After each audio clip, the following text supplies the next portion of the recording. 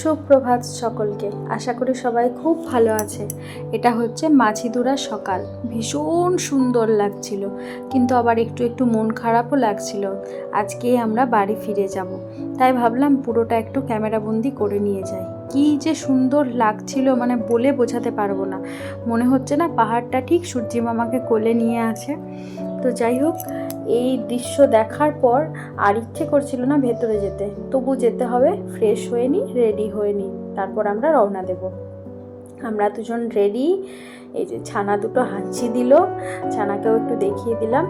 এবার হচ্ছে এখানের আমি একটু সাকলেন্টসগুলো দেখাই। কি ভালো সাকলেন্টসগুলো, কিন্তু আনতে আনতে মরে যাবে, তাই নিলাম না। এবার আমরা বেরোবো, তাই জন্য একটু পুরো হোটেলটা একবার ভিডিও করে নিলাম, যে যাওয়ার আগে একবার করে নিয়ে যাই। আর এই কারণে এই জায়গাটাকে বলা হয় মিনি পহেলগাম। এই জায়গাটা এত সুন্দর আর মানে এত স্নিগ্ধ লেগেছে আমার। হ্যাঁ, এবার কেউ যদি কাশ্মীর আগে যান ঘুরতে, তাদের নিশ্চয়ই এখানটা ভালো লাগবে না, কিন্তু কেউ যদি কাশ্মীর না গিয়ে থাকে তাহলে একবার একটু দেখবেন, কোথাও যেন মনে হবে যে না, এই জায়গাটা সত্যি পহেলগামের মতো। তো আমার তো খুব ভালো লাগছিল। আমার তো এখনও কাশ্মীর যাওয়া হয়ে ওঠেনি। এই জায়গাটা সত্যিই আমার ভীষণ মন কেড়েছে। কি সুন্দর, আর এত মিষ্টি একটা রোদ দিয়েছিল। আমরা এখানে অনেক ফটো সেশন করেছি, আর ভাবছিলাম যে এটা তো মিনি পহেলগাম, কি জানি কখনো আসল পহেলগাম যাওয়া হবে কিনা। যাই হোক, আমরা এখানে ছানাটাকে একটু বসিয়ে দিয়েছি, সবাই ওর ছবি তুলছি আমরা। আর রোদটা যেহেতু খুব মিষ্টি দিয়েছিল, ভাবলাম ও একটু গায়ে রোদ নেই, কারণ ঠান্ডার জায়গাতে ঘুরছে এতদিন ধরে। তারপর আমরা ওখান থেকে রওনা দিলাম। এখন রাস্তার মধ্যে দিয়ে যাচ্ছি, ঘন পাইন ফরেস্ট। আর আমার বর আমাকে বলছে এই সব জায়গায় দাঁড়িয়ে পাইন গাছের সাথে ছবি তুললে খুব ভালো লাগে, যেখানে সবাই ভিড় জমায় সেখানে দাঁড়াতে নেই। তো যাই হোক, আমরা অনেক ছবি তুলেছি, তাই জন্য আর এখানে দাঁড়ালাম না, কিন্তু ভিডিও করলাম, যে দেখতে পাবো পরে। আর এরপরেই আসছে হচ্ছে সীমানা ভিউ পয়েন্ট। এই যে গাড়ি থেকে একটু দেখালাম, একদম ক্লিয়ার দেখা যাচ্ছে কাঞ্চনজঙ্ঘাকে, কিন্তু আমরা নামলাম না। দাঁড়াও, এবারে একটা দেখাচ্ছি, দারুণ সুন্দর একটা চা বাগান। কি দারুণ, কিন্তু আমার নামটা ঠিক মনে পড়ছে না। প্রথমে ভেবেছিলাম গোপালধারা, কিন্তু আমার বর বললো না, গোপালধারা নয়। এই জায়গাটা শুধু দেখো, পাহাড়ে যেন সব কিছুই সুন্দর, সমস্ত কিছুই আমার খুব ভালো লাগে।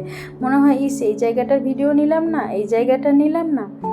রাস্তার পাশে একটা চা বাগান, কি সুন্দর, সেটাও ভীষণ মন কেড়েছিল। তাই ভাবলাম ভিডিওটা শেয়ার করব তোমাদের সাথে, একটু ক্লিপস নিয়ে নিই। যত নিচের দিকে যাচ্ছি, আমরা তো যাব হচ্ছে এনজেপি, তো ততই মনে হচ্ছে যে একটু তুলে রাখি ভিডিওগুলো, এগুলোই তো স্মৃতি হয়ে থাকবে। যাই হোক, না বাড়ি ফিরলে তো আবার আসা যাবে না। বাড়ি ফিরে তাহলেই তো আর একটা নতুন ট্রিপের জন্য প্ল্যান করতে পারবো। পাহাড় ভীষণ সুন্দর, ভীষণ ভালো লাগে। তারপর আমরা লাঞ্চ করে নিচ্ছি। এখানে ছিল ফ্রাইড রাইস আর চিলি চিকেন, খুব একটা ভালো ছিল না, যাই হোক। আর আমি দুটো আইসক্রিম নিলাম। আর একটা স্বপ্ন পূরণের গল্প বলি আপনাদের। আমি জানতামই না যে আমার এবার বন্দে ভারত চাপার স্বপ্নটা সত্যি হলো। আমি অনেক দিন থেকে বরকে বলতাম, কিন্তু ও কখনো আমাকে জানায়নি যে আমরা ফিরবো বন্দে ভারতে। তো যাই হোক, এই স্বপ্নটাও আমার পূরণ হয়ে গেল। আর ওদিকে আমার শাশুড়ি মা আমাকে বলছে যে এবার আমাদের বন্দে ভারত থেকে নামিয়ে দেবে, মানে আমার পুত্র এত ছটফট করছে। কিন্তু আমি এই ট্রিপে ভাবিনি যে আমার বন্দে ভারত চড়ার স্বপ্নটা পূরণ হবে। তো যাই হোক, হয়ে গেল। কখন যে কিভাবে পূরণ হয় কেউ তো বলতে পারে না। তারপর আমরা বোলপুরে নেমে ইলাম বাজারের কাছে একটা রেস্টুরেন্টে এলাম, ওখানেই খাওয়া দাওয়া করে বাড়ি ফিরবো। খুব ভালো ছিল খাবার দাবার। আমার এই মুহূর্তে নাম মনে নেই, কিন্তু আমি বলে দিলাম পুলিশ স্টেশনের কাছে।